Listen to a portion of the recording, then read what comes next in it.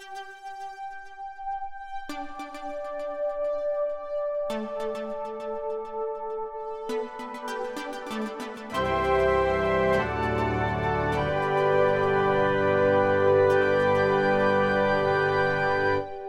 I understand it, Universal Design for Learning is just a way to teach where you can kind of capture more students in what you're teaching. Some kids may have absolutely no idea what you're talking about. You don't understand that they don't get that, but it's always the way you've taught it. This UDL way of teaching has just been kind of stepping back and trying to figure out what are all the little things that could go wrong, things that might be barriers. So could it be something physical in your classroom?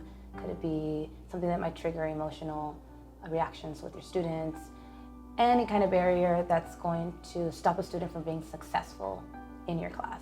What I have learned from taking UDL classes is just the reminder that kids, one from the next, learn differently.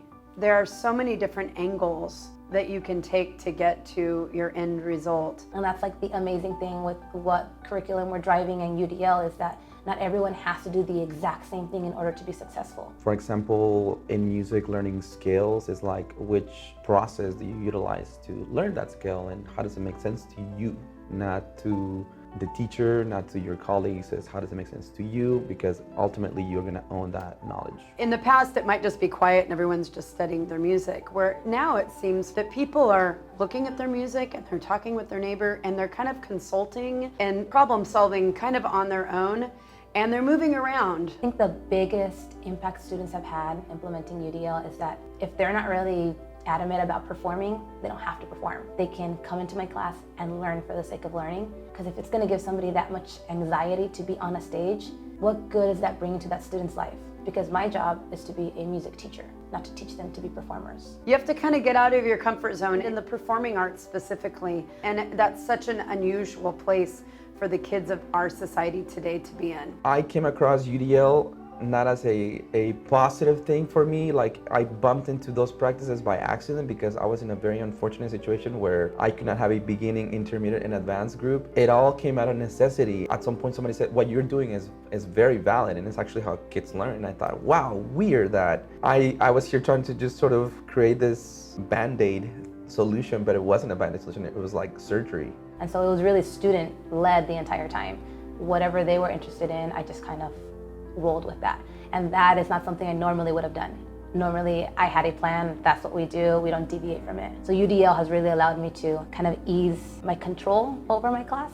I'm more okay with allowing the students to drive the learning rather than me telling them what they're going to learn. I just feel like the ownership within the music has really grown because I am being more open to saying, how can we together solve this problem of learning whatever it is that we're learning? Way back in the day, I used to be very controlling as to when and how we learn things and the vocabulary we use in things. Now I've sort of gained the trust to let go of things that I want to teach and be more open to things that they want to learn. We don't always have to do things the same old, same old. I think we all need to work harder to be willing to kind of rework old lessons and think about, how can I reach more kids with this? This may be a great lesson, but there's just no way that it could be reaching every single person. It's kind of interesting because I say a lot of the times that I don't teach, I just sort of guide. So I'm getting all kinds of questions that are not in any particular unit or lesson, but everybody's learning that which they need to get to the next step.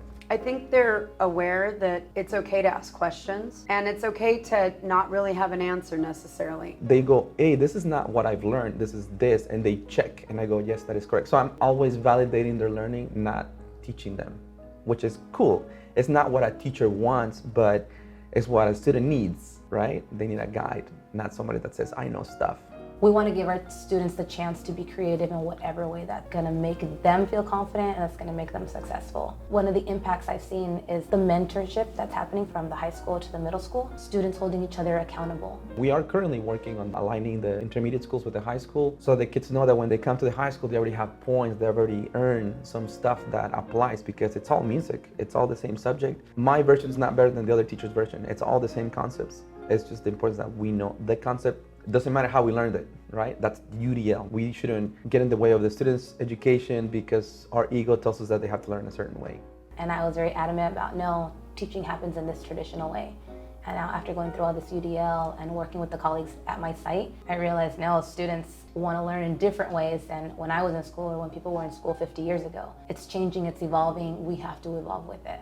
Kids are different now than when I started teaching 27 years ago. We have to always be changing with kind of the times and with students. I may have been effective as a teacher for the last 26 years, but how am I going to get through the next 10 years? Creativity is not optional. All means all. Choice and voice. We are SAUSD. We are UDL. We are you. We are us. We are everyone. Everyone.